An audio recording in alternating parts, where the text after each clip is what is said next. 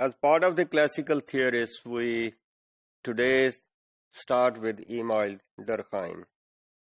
We see that Auguste Comte coined the concept of sociology, but Emil Durkheim is credited for getting sociology recognized as an academic discipline in different colleges and universities. So, sociology per se, with its name, was not there, let's say, in the late 19th centuries. We see that there were no schools where sociology was taught as a discipline, nor in the university, and we don't see that there were any professors of sociology. So we see that he tried to convert this sociology as an independent discipline rather than part of other subjects.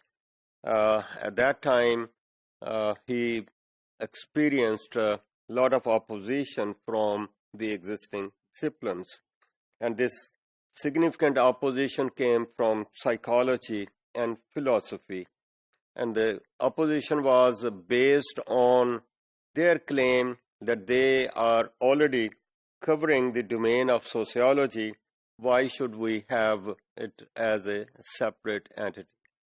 So it was a dilemma for Durkheim whether it should continue with that or not.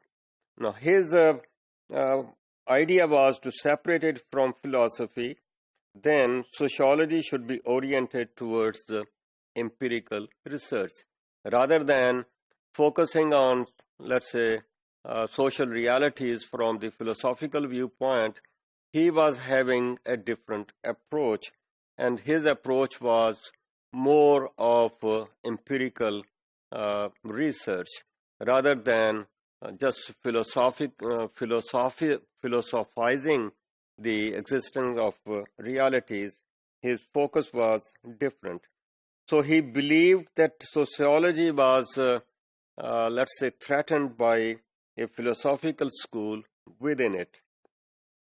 And he was critical of Comte and Spencer, and he thought that they were more interested in philosophizing the abstract, philosophizing the existence of realities or the changes which are coming in those realities.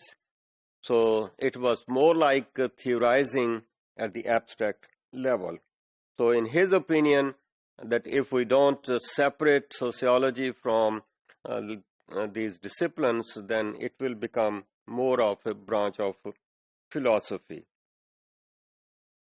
His opinion was that we must explain the realities empirically, scientifically.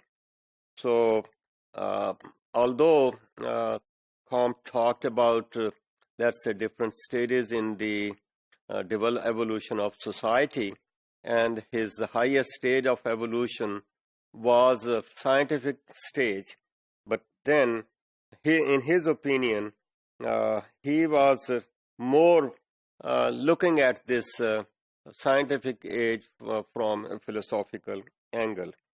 So that is how Durkheim thought that it must separate, the discipline of sociology must separate from other disciplines, and it should have its independent entity.